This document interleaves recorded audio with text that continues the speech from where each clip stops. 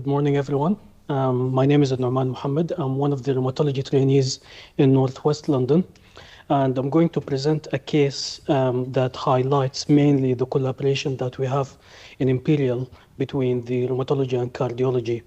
And it's an interesting case, I think.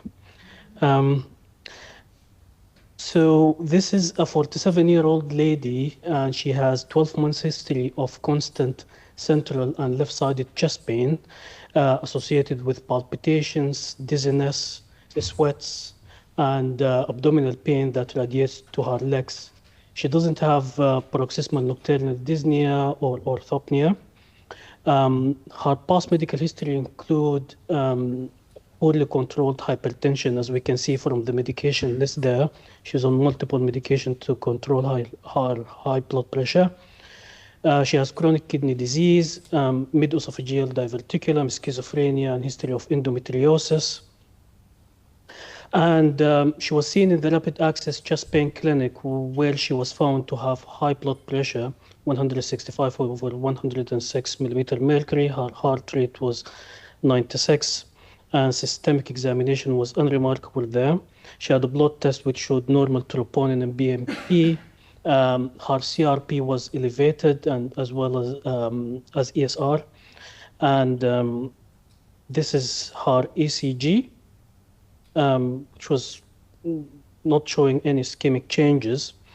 And this is her CTCA, which was arranged, which showing on this side, on the left side, mid-LAD soft tissue thickening, and on the right side there is left circumflex. Oops, what did I do? Sorry. Yeah. Or you could use. Can you use the mouse? The pointer. Yeah. No. Okay. Well, we've got arrows. Yes. Yeah. So it's showing mid-LAD soft tissue thickening on the left, and the left circumflex soft tissue thickening on the right side. At this point, the patient was called in to be admitted. She was admitted in the cardiology ward in a monitor bed, and we were contacted urgently to review this patient in the ward. When we saw her, she was having chest pain, she was sweaty, tachycardic, and she has normal equal blood pressure in both arms, and pulses were palpable on both sides. So we arranged further imaging for her, and her case was discussed in multiple MDTs.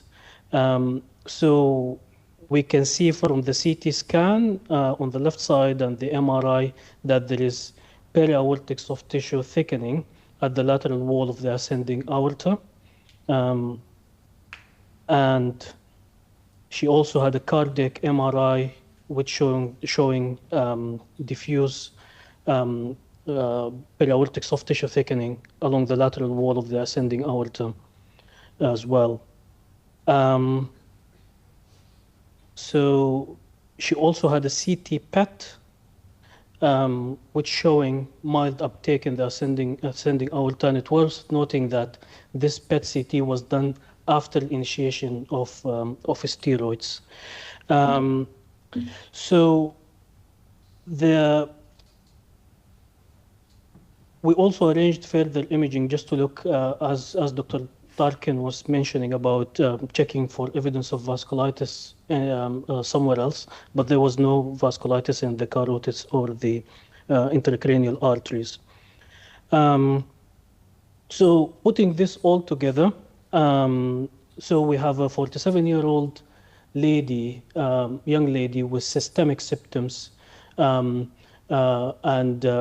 cardiac chest pain with high inflammatory markers. When we saw her, I think the ESR was 78. And when we put this all together, along with the imaging finding, a diagnosis with Takayasu arteritis was made. And we should give a credit to our cardiology colleague who identified from her presentation that this is could be an inflammatory cause of heart condition rather than atherosclerotic disease in her case. And it's important to note also that the discussion between us in the rheumatology and cardiology was mainly about how to treat her going forward. And it was agreed that intervention like coronary angiography or any invasive intervention should be avoided in her case because of the risk of complications, which can be life-threatening in her case. So we treated this particular patient with prednisolone, 1 milligram per kilogram per day, which resulted in rapid symptomatic improvement. She was no longer sweaty, her chest pain resolved, she felt generally well. We also started her on mycophenolate, and we usually, in such cases, we start tocilizumab, but this patient actually was, she had detected hepatitis B virus core antibodies, and she had latent TB as well, and she had multiple medications introduced, isoniazid and entecavir. So we deferred starting the tocilizumab because of the risk of hepatotoxicity. In her latest bloods, her ESR is 17 and her CRP is less than 1. She feels better, and she is continuing a tapering dose of prednisolone. Now I'll pass on to my colleague, Dr. Kabashi, to speak about the challenges in diagnosing and managing Takayasu arthritis. Good morning and welcome, everyone. My name is Salma. I'm ST6 rheumatology trainee, and I'm pleased to be here today to discuss a key aspect of clinical challenge that we face in diagnosing and managing coronary vasculitis, a critical condition, rare and critical condition where early recognized and treatment will make a difference. Coronary vasculitis is a term used to define diverse group of disease with wide spectrum of manifestation and severity. Although it's uncommon, but it carries significant morbidity and mortality. There are several causes of coronary vasculitis.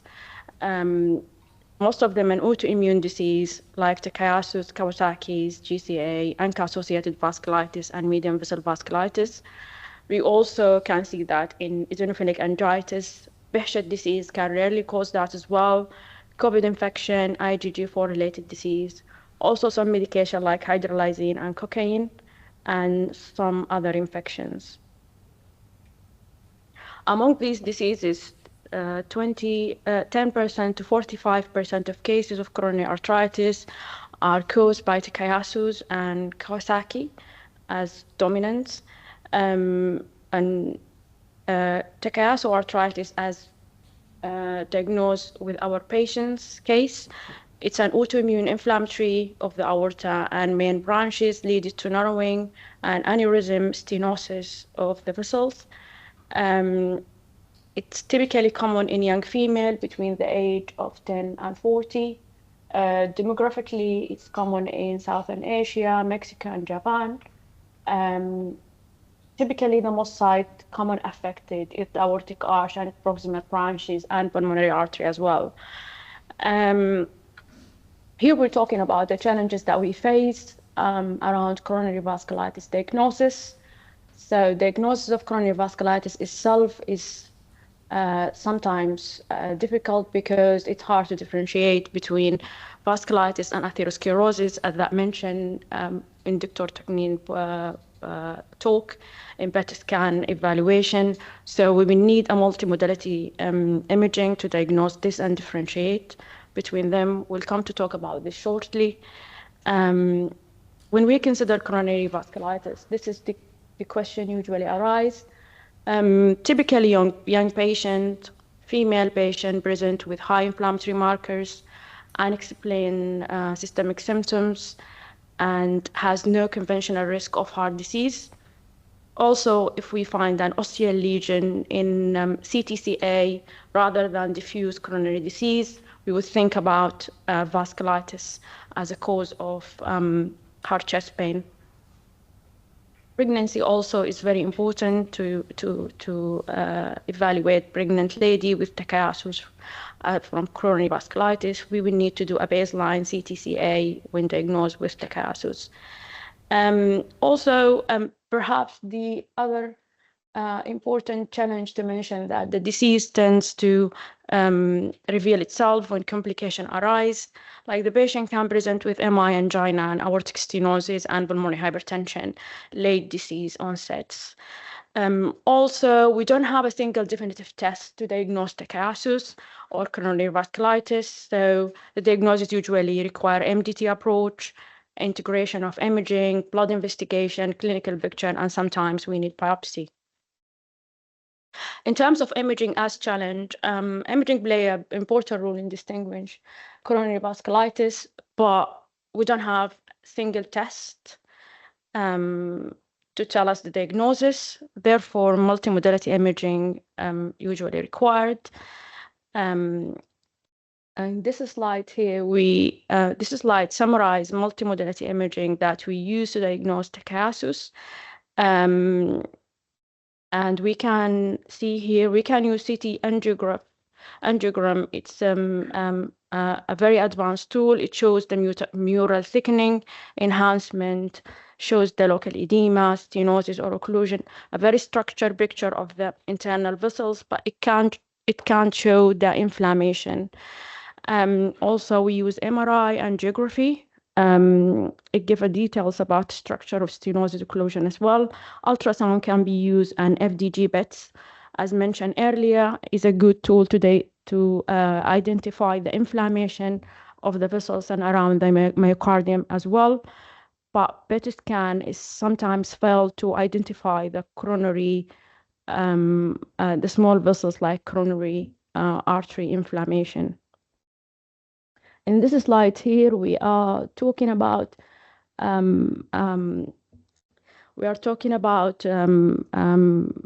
prospective study done in Imperial of 64 patients underwent a CTCA as a screening tools. The patients were diagnosed with Takayasu arthritis. 22 of patients found to have severe osteal disease. The patients were asymptomatic, no angina-like symptoms, no chest pain, so it's a silent disease. And the association with aortitis were in proximal LAD and left main stem, as it's shown in the CTCA here. They are all. Also, there is a new technique of pre-coronary adipose tissue scanning.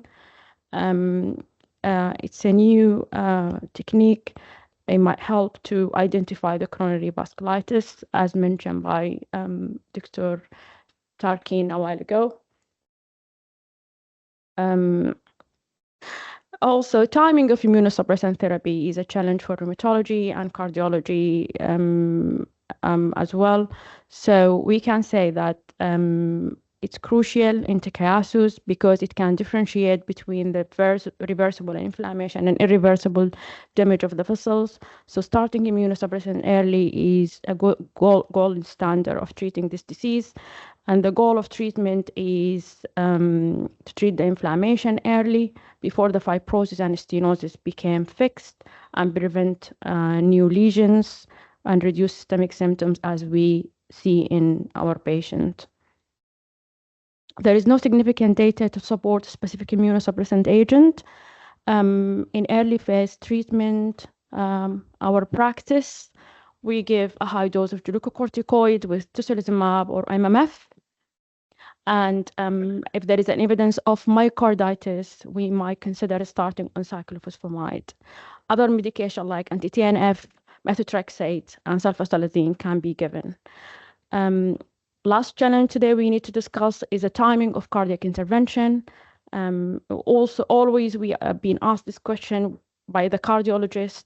We think that intervention like BCI, bypass surgery, or ballooning angiography in active inflammatory vessels should be avoided because the fragile vessel wall carries risk of graft failure, restenosis, or anastomosis complications. cardiac arrhythmia and vasospasm, and cardiac arrest sometimes. Ideal timing is when there is a clinical remission, inflammation controlled after a period of immunosuppression therapy, and we need an objective confirmation with low or normalized inflammatory markers, and we need an objective PET scan imaging. Some patients, they don't need intervention after immunosuppressant therapy. Like here, the bar chart from a study done in Imperial 2014 show very strong data. Overall, most of intervention don't succeed, but when they do succeed, the patient are immunosuppressed. Last slide, pre-intervention treatment. We can see here the evident uptake in a PET scan before the treatment and after the treatment. The uptake disappeared. This patient receives steroid in a high dose, pre and post intervention, and tocilizumab pre and post intervention. Okay. All right.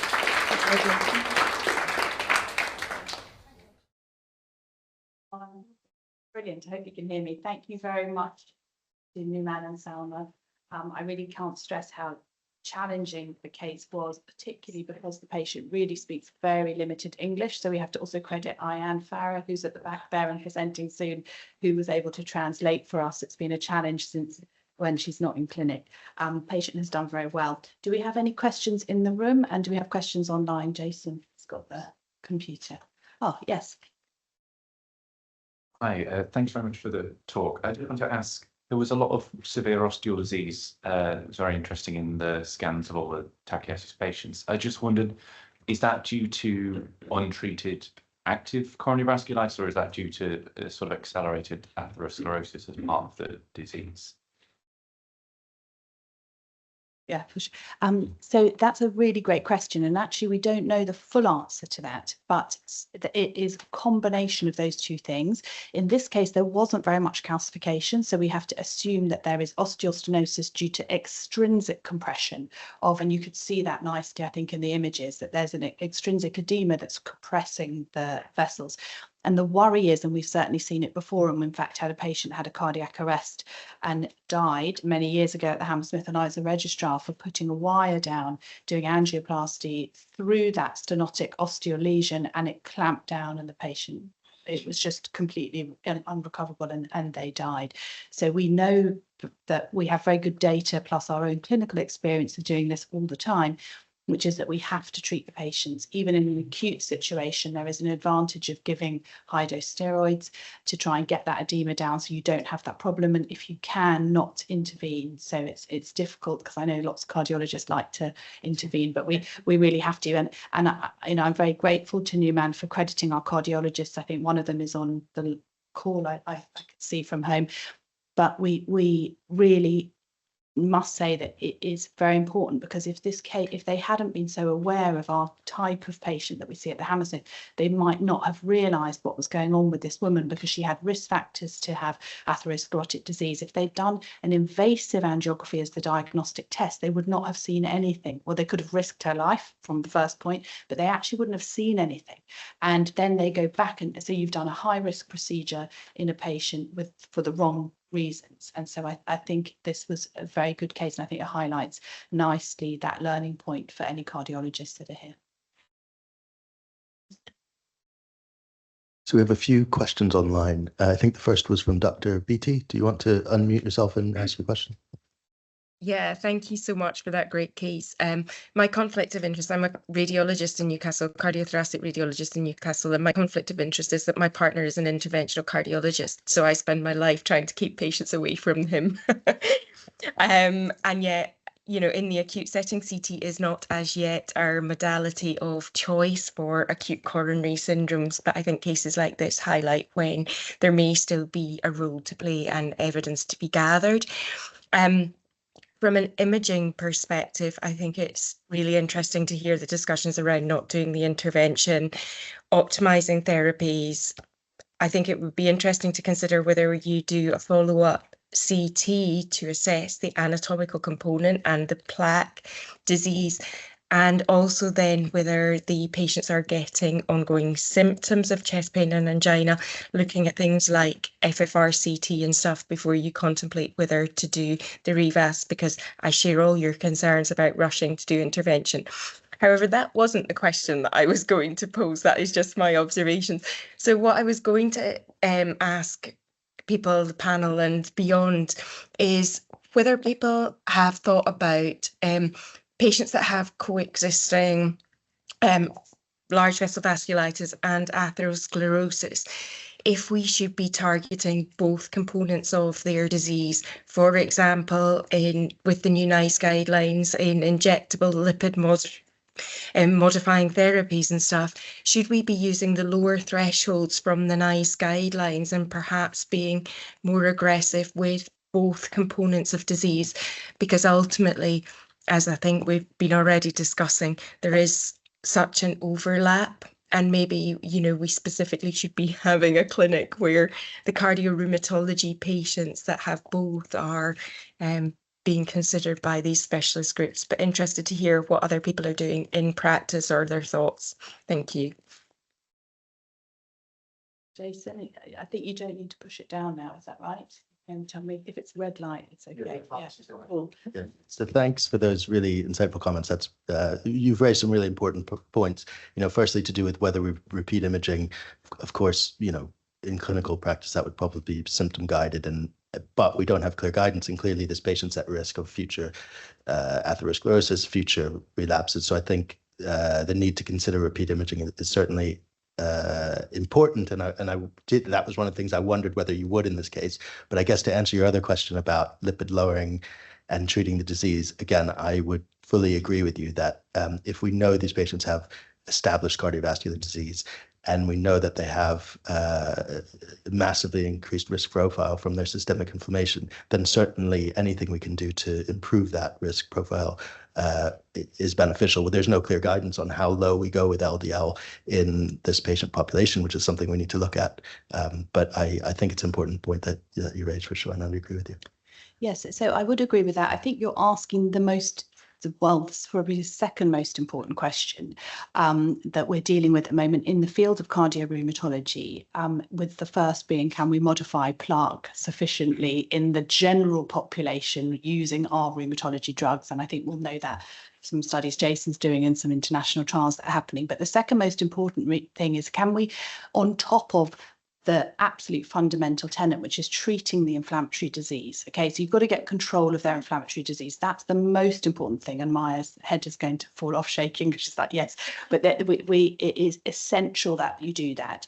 But the modifying traditional or classical risk factors, the data is very, very poor. Yes, we would do everything we can for our cohort of patients to drive down their lipids and make sure that they have excellent glycemic control. You will also be aware that we give them the worst ever drug that initiates hypertension, you know, awful metabolic syndrome, which is steroids, and it is not good, and we really need to move away from that. And what you'll appreciate, the rheumatologists know already, but cardiologists, that this is almost the only condition now, large vessel vasculitis, in which we use in the population that are extremely high risk with an activated endothelium, and we are using high dose steroids in them alone. So all the international guidelines, there's no guideline that says, particularly for the LVGCA, to give an upfront disease modifying or steroid sparing drug. There's no data for the use of GLP-1 agonists in these patients. And so if you look at whether you can modify risk factors and what that data shows, there is almost no data in this population. It is one of the things that we hope with our registry that we'll be able to pull out and that we'll get data moving forward.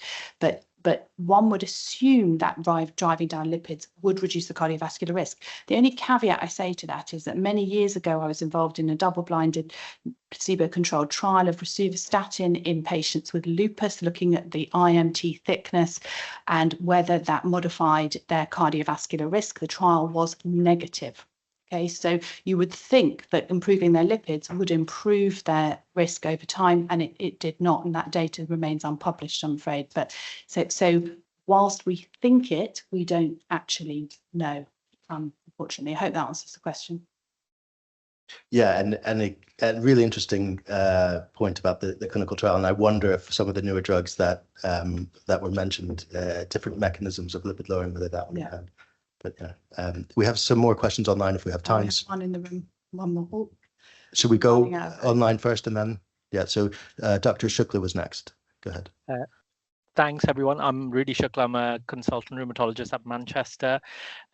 Great talk. Salma, you briefly highlighted about myocarditis as part of the large vessel vasculitis.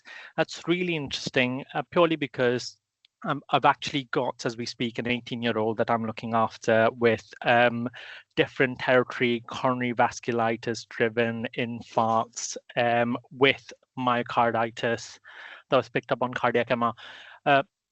And the question's open to the floor, but I just wanted to get a sense of what proportion of these large vessel vasculitis patients do we start seeing myocarditis and possibly myopericarditis, where you're possibly talking about a slightly different etiology that's driving the inflammation. So that was one question.